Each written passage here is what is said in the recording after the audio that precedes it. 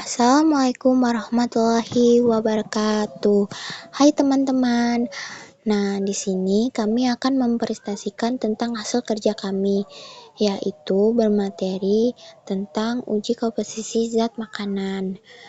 Nah, kami dari kelas sains 1. Kami dari kelompok 12 yang beranggotakan yang pertama ada Muhammad Nazil Adiansa, yang kedua Ana Rafara Ayuntias, yang ketiga Anggreni Puspitasari. Kami juga menggunakan alat dan bahannya. Apa saja sih alat dan bahannya? Alat bahannya adalah ada tabung reaksi, yang kedua rak tabung reaksi, yang ketiga pipet titis, yang keempat gelas ukur, yang kelima penjepit tabung reaksi, 6 spiritus busen jika diperlukan. Bahan larutan lugol, uji aluminium, yang kedua larutan benetik, uji glukosa, yang ketiga larutan bioret, uji protein, yang keempat kertas buram, uji lemak, yang kelima bahan makanan, nasi, jagung, kentang, ubi, roti, telur, tahu atau tempe, ikan daging, susu, mentega, minyak goreng, buah opsional.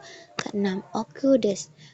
Variabel percobaan, variabel bebas, jenis bahan makanan, variabel terikat, perubahan warna atau hasil reaksi, uji zat makanan, variabel kontrol, volume sampel, volume reagen, waktu pemanasan.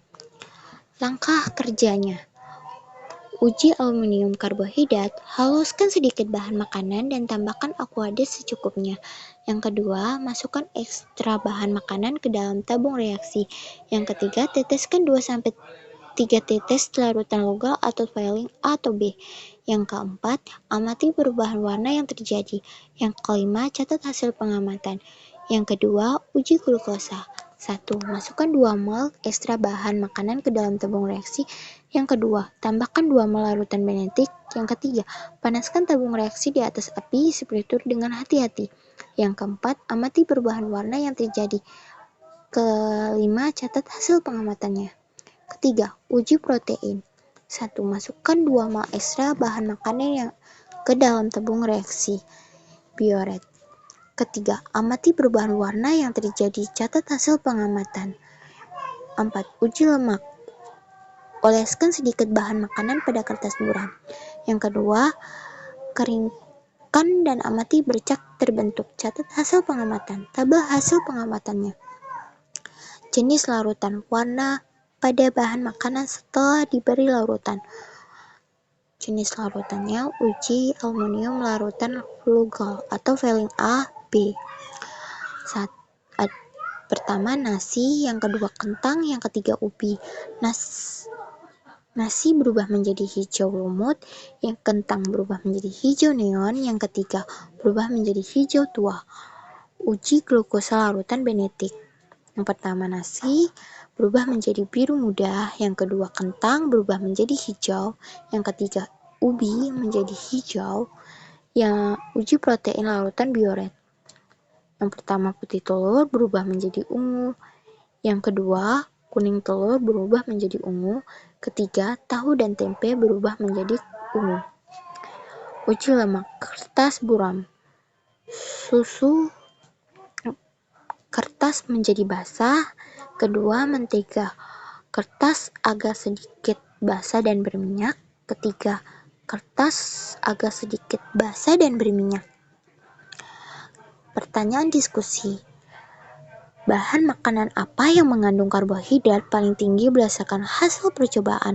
Berdasarkan uji aluminium, lugol filling A atau B, dan uji glukosa benetik, nasi menunjukkan perubahan warna paling jelas dibanding kentang dengan ubi.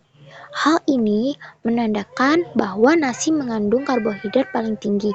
2. Mengapa larutan benetik perlu dipanaskan saat uji glukosa? Larutan benetik perlu dipanaskan agar reaksi antara glukosa dan larutan benetik dapat terjadi, sehingga munculnya perubahan warna sebagai tanda adanya glukosa. Apa fungsi larutan bioret dalam uji protein?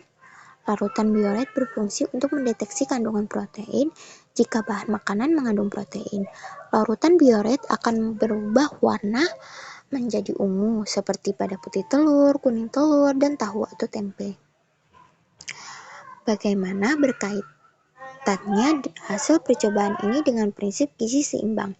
Bahan makanan yang mengandung lemak akan meninggalkan bercak basah atau berminyak pada kertas buram, seperti mentega dan keju. Kesimpulannya, tuliskan kesimpulan berdasarkan hasil pengamatan yang telah diperoleh.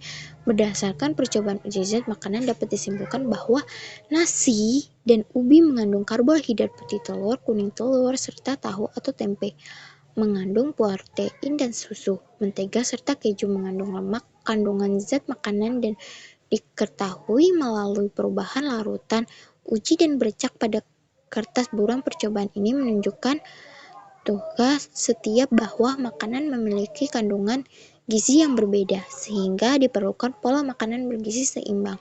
Keselamatan kerja. Digunakan jas laboratorium dan sarung tangan bila tersedia. Kedua, hati-hati saat menggunakan api dan bahan kimia. Yang ketiga, jangan mencicipin bahan makanan yang telah diuji. Yang keempat, bersihkan dan kembalikan alat setelah praktikum.